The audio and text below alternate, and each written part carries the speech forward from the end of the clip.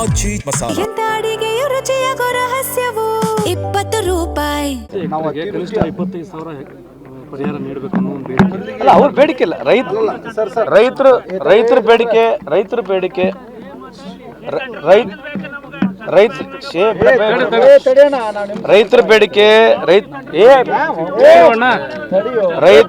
ರೈತರ ಬೇಡಿಕೆ ಏನಿದೆ ಅದು ಸರಿ ಇದೆ.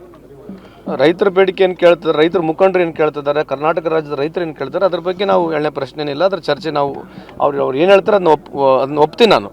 ಆದರೆ ಅದು ಸರ್ಕಾರಕ್ಕೆ ಬಿಟ್ಟಿರ್ತಕ್ಕಂಥ ಏನು ಕೊಡಬೇಕೇನಿಲ್ಲ ಅಂತ ಇರ್ತಕ್ಕಂಥ. ಆದರೆ ಬಿಜೆಪಿಯವ್ರು ಹೇಳ್ತಕ್ಕಂಥದ್ದು ಅವಶ್ಯಕತೆ ಇಲ್ಲ ಅಂತ ಈ ಸಂದರ್ಭದಲ್ಲಿ ಹೇಳ್ತಾರೆ. ನಮ್ಮ ರಾಜ್ಯದ ಪಾಲನೆ ಅದನ್ನು ಕೊಡಲಿ, ಅವರು ಕೇಂದ್ರಕ್ಕೆ ಎಷ್ಟು ಬೇಕು ಅಂತ ಒಂದು ಪ್ರಸ್ತಾವನೆ ಕೊಟ್ಟರೆ ನಾವು ಕೇಂದ್ರದಿಂದ ಕೊಡಿಸ್ತೇವೆ, ರಾಜ್ಯದ ಪಾಲು ಕೊಡಲಿ ಅಂತ ಹೇಳೋದು. ಅದೇ ಹೇಳ್ತಿರೋದು. ಇಷ್ಟು ವರ್ಷ ಆಗಿತ್ತಲ್ಲ, ಕೇಂದ್ರದ ಪಾಲು 12 ವರ್ಷ ಆಗಿತ್ತದಲ್ಲ. ಇವ್ರು 10 ವರ್ಷ ಅಧಿಕಾರದಲ್ಲಿದ್ರಲ್ಲ. ಯಾರು ಬಿಜೆಪಿ 10 ವರ್ಷ ಅಧಿಕಾರದಲ್ಲಿದ್ದರು. ಯಾಕೆ ಮಾತಾಡ್ತೀಯಪ್ಪ ನೀವು? ಯಾಕೆ ಮಾತಾಡ್ತೀವಿ? ಸೊ ಅವರು ಅಧಿಕಾರದಲ್ಲಿದ್ದಾಗ 10 ವರ್ಷ ಕೇಂದ್ರದಲ್ಲಿ ಡಬಲ್ ಇಂಜಿನ್ ಸರ್ಕಾರ ಇತ್ತು. ಎಷ್ಟು ಪರಿಹಾರ ಕೊಟ್ಟಿದ್ದಾರಂತೆ? ಫಸ್ಟ್ ನಾವು ಕೊಡ್ಬೇಕಂತ ಹೇಳ್ತಾರಲ್ಲ, ಇವ್ರು ಫಸ್ಟ್ ಎರಡು ಟೈಮ್ ಇವರಿದ್ದ ಸರ್ಕಾರದಲ್ಲಿ ಇವ್ರು ಎಷ್ಟು ಕೊಟ್ಟರಂತೆ ಅದನ್ನ ಕೇಳಿ ಅವರಿಗೆ. ಅವ್ರು ಪೊಲಟಾಗಿ ಕೇಳಿ. ಸರ್, ನೀವು 2 ಬಾರಿ ಸರ್ಕಾರದಲ್ಲಿದ್ದಿರಿ. ಯಡಿಯೂರಪ್ಪ ಸಾಹೇಬ್ರಾದರು, ಬಸವರಾಜ ಬೊಮ್ಮಾಯಿ ಸಾಹೇಬ್ರಾದರು, ಸದಾನಂದ ಗೌಡರಾದರು, ಜಗದೀಶ್ ಶೆಟ್ಟರ್ ಆದರು, 4 ಚೀಫ್ ಮಿನಿಸ್ಟರ್ಗಳಾದರು. ಡಬಲ್ ಡಬಲ್ ಇಂಜಿನ್ ಸರ್ಕಾರ ಇತ್ತು. ರಾಜ್ಯಕ್ಕೆ ಎಷ್ಟು ರೊಕ್ಕ ತಂದು ಕೊಟ್ಟಿರ ಅಂತ ಕೇಳ್ರಿ, ಆಮೇಲೆ ಮುಂದೆ ಮಾತಾಡೋಣ. ರಾಜಕೀಯ ಬಿಟ್ಟು ರೈತರಿಗೆ ಏನಾದರೂ ಪರಿಹಾರ ಕೊಡೋ ಕೆಲಸ ಅಲ್ಲ, ಖಂಡಿತವಾಗಲೂ ಕನ್ಸ್ಟೆಂಟ್ ಅಂತೂ ಇದೆ. ಇದು ಸುಮ್ಮನೆ ರಾಜಕೀಯವಾಗಿ ನಾನು ಮಾತನಾಡಕ್ಕೆ ಹೋಗಲ್ಲ. ಸೊ ನಾನು ಇಲ್ಲಿ ಮಾತನಾಡಕ್ಕೆ ನನಗೆ ಕೂಡ ಲಿಮಿಟ್ ಇದೆ.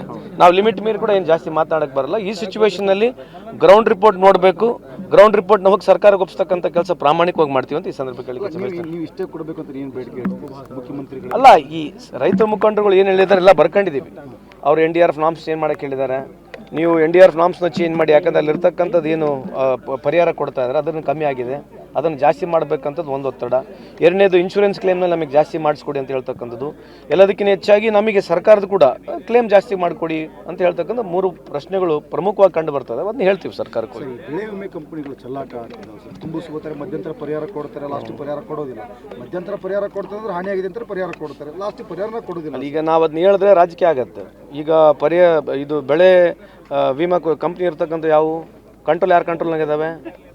ಸುಮ್ಮನೆ ಹೇಳೋದು. ನಾವು ಮಾತನಾಡಿದ್ರೆ ರಾಜಕೀಯ ಆಗ್ಬಿಡ್ತದೆ. ಇವ್ರು ಅದ್ರ ಬಗ್ಗೆ ಒಂದು ಎಫರ್ಟ್ ಹಾಕೋದಿಲ್ಲ.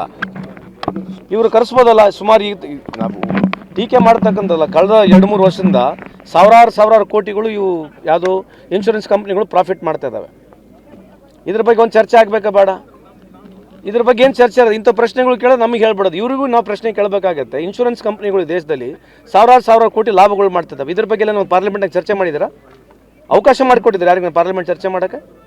ಸೊ ನಾನು ರಾಜಕೀಯವಾಗಿ ಈಗ ಮಾತನಾಡಕ್ಕೆ ಹೋಗೋದಿಲ್ಲ. ಇದು ಟೈಮು ಸರಿಯಲ್ಲ.